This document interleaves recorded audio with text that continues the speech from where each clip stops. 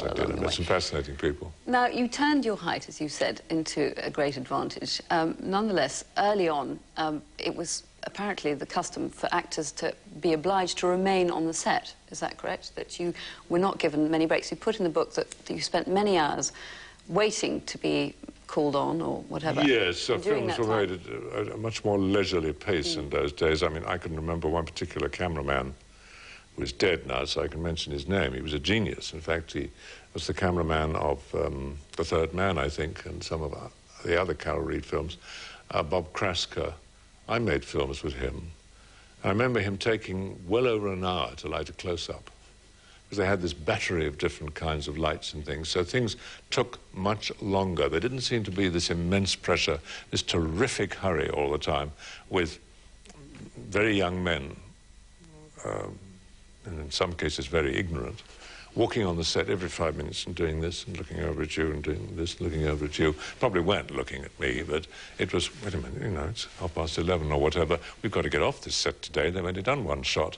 That's what happens today. So it's an atmosphere of not always restrained panic, almost all the time. Well, I'm used to this pressure because I've had to make films in conditions you wouldn't believe, particularly in countries like Italy, where you're on the set.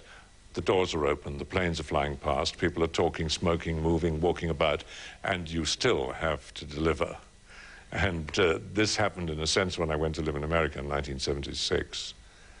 I walked onto the set at Universal to do this film Airport 77, in which I very nearly drowned. And nobody said anything really. They just said, oh, morning, you know, rehearsed and did the scene, got through the day. And at the end of it, all the crew were coming up to me and saying, great to meet you, we've all seen your movies over the years, and so on and so forth. The implication being, okay, we know who you are, but you show us here. That was your judgment point. Oh, yes, oh, definitely. You're only as good as that definitely. performance. Only. And another thing that's very important in America is that if you say you can do something, like, I don't know, driving a chariot or working underwater or whatever it may be. Parachuting, whatever. Well, whatever. And if you say you can do it, they will give you the opportunity, but you better deliver.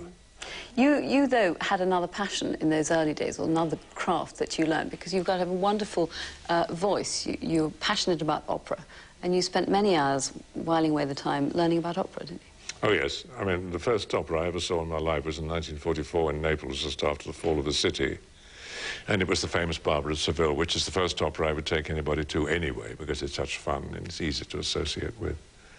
And I saw that with some very great singers, and that really started my love of opera, so that's 53 years ago. Then I found out about my great-grandparents. Then I discovered by chance in Sweden that I actually had a singing voice. And how by chance? How did you discover? Well, I was singing away student songs, you know, in private in a house, which everybody did in those days in Sweden. Not in front of the mirror, no, no, with a lot of other people. And a man came up and took me by the sleeve, and I turned around, and I was absolutely flabbergasted because I knew who he was. And he said, you've got a voice. He had a strong Swedish accent, so he said, you've got the voice. Who was he? The greatest tenor of his time, Jussi Björling. And he said, come to the opera tomorrow morning at 11 o'clock. And sing. And I said, but Mr. Björling, I'm not a singer, I'm not a trained singer. No, but you have the voice. I want to hear it. Other people want to hear it. Just make the sounds. So I did. And they said, well, you know, if you want to, we can take you in, train you, become a member of the company, go up the ladder. You said no? No, I didn't say no. I had to say no, because they did say, of course, you've got to keep yourself. And I didn't have the money. It's as simple as that. It's the one great regret of my life. On the other hand, I don't think I would be singing as an opera singer now at 75. And whereas you can act until the day you go Yes, hopefully, until the day comes when I can't anymore. Now, Frankenstein, I know you consider to have been not so much a landmark in your career, but perhaps one that held you back or gave you that reputation for being just a villain. That was the first horror movie I was ever in, a word I detest, and so do all of us who've made that kind of film. Why? Well, I'm quoting Boris Karloff now, and I'm quoting Lon Chaney Sr. It's a kind of degenerate, derogatory word, and it suggests something obscene and foul and revolting and so on, which some of these films are, there's no question about that. Fairy stories. Wasn't the most well-mannered of villains. but you have to make the unbelievable believable, don't you? You're not dealing with reality there. And we made, in some cases, classic films, but to me, they were really fairy stories. They were fantasies, terrorism without risk, if you like. It's like the enchanter who appears in front of you and says, look, nothing up this sleeve, nothing up that sleeve. Come with me into the magic world. And of make-believe, or whatever you like. That's what we did. That's all very positive, but you actually say that for you it's almost, it became the curse of Dracula. Yes, that's true. It did for a time. It wasn't the way I thought I'd make my name. I don't know how I thought I would, but it certainly wasn't the one I expected. However, I realized the enormous importance of this. And that's why I took it, because nobody had evinced very much interest in me appearing as myself. And I thought, well, if I make myself unrecognizable completely, and it works, maybe people will say, I wonder what he really looks like, and then see what happens. So, of course, in The Curse of Frankenstein, which was the beginning of an era for the British cinema, and certainly Hammer was the most successful independent British production company in history. It was the beginning of what I call my graveyard period. And I went from that to playing Dracula and so on, where I did look more or less the way I did look. And it started a whole new career, like liftoff from the launching pad for me. There's always a danger in this sort of situation. The penalty of success, the other side of the coin, that you become so associated with what's made you known, people think that's all you do. And it is true to say that between 1957 and about 1969 or 70, I was typecast. But I haven't been typecast for the last 27 years, and the proof is on the screen. I've spent all these years doing things in front of a camera which people didn't expect, doing things which surprised them, doing things that were perhaps unconventional in relation to the character I was playing. But above all, I have proved people wrong. The producers, the directors, the executives, the casting directors who say, of course, he only does one kind of picture, you know, and it just kills people and so on and so forth. I have proved them wrong again and again and again, and they don't like it at all. And I know that gives you a great deal of satisfaction. We'll be talking about more of those incidents in a moment. We're pausing for a quick break on VIP, but stay with me, because Christopher Lee will be here after the break.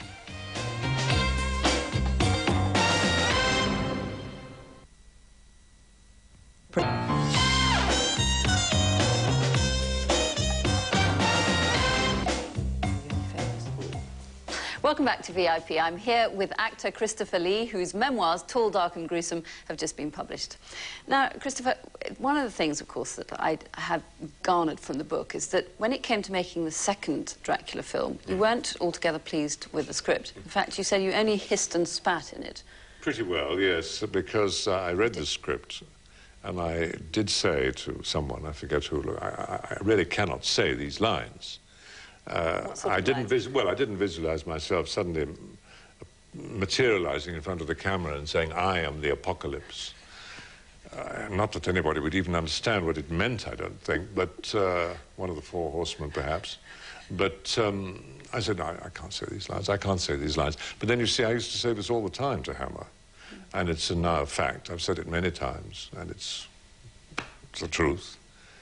I used to say to them, why don't you use Bram Stoker's lines, his words? Because you don't. You write these stories, and then you think, oh, well, how are we going to fit the character in? And as I make quite clear in that book, I turned down the last 5. I said, I don't want to do them. You know, the story's just gone completely berserk. There's nothing connected with Stoker at all.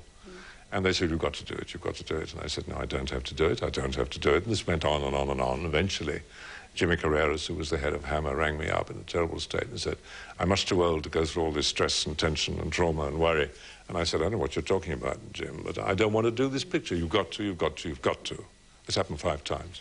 And I said, why? He said, because I've already sold it to America with you in the lead, and think of the people who put out a work if you don't do it. Nonetheless, one of the positive things that did happened because of the Hammer movies was your relationship with Peter Cushing. Friendship, well, I should say, with Peter Cushing. I miss him. I miss him terribly now. I always will. We've got a picture of him here. That was yes, when... I think that sums up how we feel about each other, and that picture was taken after the death of his wife. The best so of he didn't enemies. have very much to, yes, he didn't have very much to smile about. But what was he was a wonderfully saintly person. Yeah, what was it about working with him, do you think, that sort of made that so special? One of those very fortunate coincidences that it just happened. It was... You mean the chemistry, the on-screen? chemistry, Yeah. it was just there from the very beginning, and the humour. Because I used to make him laugh a lot, and he used to make me laugh a lot. Right to the end of his life, I would ring him up and say certain things which I can't say now to anybody else. Usually as Sylvester the Cat or Yosemite Sam or somebody like that. And I only had to make a sound even on the telephone. He immediately would work. Exactly what you immediately. And what I was going to say, well, we had a relationship which lasted from 1957 to 1994, so it's 37 years. Fantastic. And as I said, I miss him greatly because there isn't anybody left with whom I can share that particular kind of idiotic humour, if you like. But we loved it. And I loved him. There was no question, everybody did. Christopher, another great villain you played was Scaramanga in Man with a Golden Gun, a James Bond epic, of course. Yes, I was very glad to appear in that film for a variety of reasons. One is that a Bond film is unique and no expense is spared, except perhaps in the salaries of the other actors, and incling me. Unlike the Dracula films. Sorry? Unlike the Dracula films. Oh, yes, well, we were paid fortunes, of course. There's enormous sums of money. £700, I think I got for playing it the first time. There's a great picture I just want to show. This is wonderful. There you are, holding the golden gun, looking very threatening and menacing indeed. I haven't got it. I haven't got the gun. Well, what is that in your hand? Well, no, that is the gun, that picture. But you haven't got it now? No, I haven't got it. There were 3 made. And what happened? I don't really know. I suppose the company kept one. Somebody else told me that one of the others was stolen. One could be put together. I was going to say, it was a great gadget, wasn't it? 'Cause it was a... Oh, yes. It was very difficult to do, actually, without sort of looking, you know, fiddling on the table and putting things together. Another one was solid, like perhaps that one. And then another one actually was able to produce a flash from a cap inside when I fired. Was the process, though, of making those films, because of all the gadgets and everything, was it very different from what you'd experienced with a minimal amount of paraphernalia?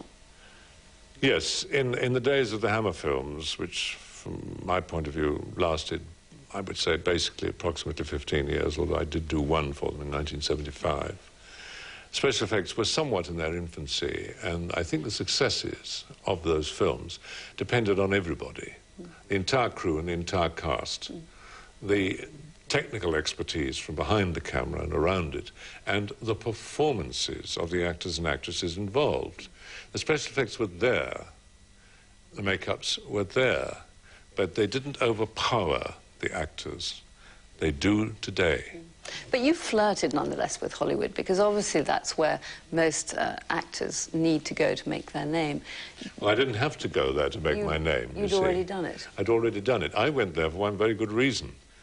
And there was a definite danger that if I stayed here, I would become typecast, be offered the same kind of part, not necessarily the same one, but in the same kind of movie, always doing away with people or whatever, terrorizing people and so on and so forth. That would have happened if I'd stayed here. Every major executive I knew in America, every producer, every actor, the last one being Richard Widmark, finally convinced me that I should not stay here, but I should go to America to live. Did it suit The you? reason was simple. Greater opportunities to me as an actor, far more production, far more diversification in terms of the type of film made and the type of part available to me. And I spent 10 years there, and I proved my point, and there was nothing left to prove. But what was perhaps, in your mind, your greatest sort of achievement and your greatest role, or perhaps the one you enjoyed the most? The greatest role I think I've ever had until recently, very recently, I've always said was Lord Summerall in The Wicker Man, and probably the best film I've ever been in my opinion, because it was written for me, and that doesn't happen very often. That was 25 years ago. But recently, last March, April and May of this year, I appeared in a picture in Pakistan in which I played the founder of the nation, Muhammad Ali Jinnah. Jinnah. And the film is called Jinnah. In a film called Jinnah. And that was the greatest responsibility I have ever had as an actor. Because and the greatest based challenge. On a real man, obviously. Yes, and I went to the country that he created, and I was in front of thousands and thousands of people, and with thousands and thousands of people yeah. watching every gesture, and listening to every word, with obviously better informed than I was in some respects. And here I am playing the founder of their nation in their country, in front of them. And the responsibility was absolutely gigantic. We've got a clip, so let's take a look. It is I who should ask you for forgiveness for any part I've had in what has happened to you. No, Santo. I bless you with all my heart. Allah blesses you. Pakistan, Zindabad. Pakistan, Zindabad.